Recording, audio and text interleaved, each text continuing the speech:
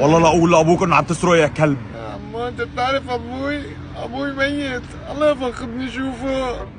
لا عمي، هذا ابوه ميت بس اكيد عم تجربني. عم بتموت ابوك يا كلب. تعال معي على بيتك. انا شو تعمل؟ عمو هذا بيتنا.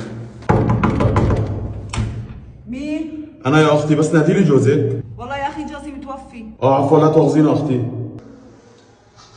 انا والله الظاهر اني ظلمته. سامحني الله يوفقك. ما بسامحك الا ناظر بكف.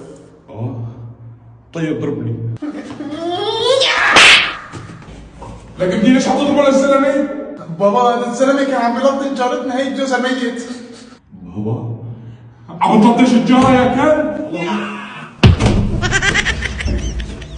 شو قليل الادب.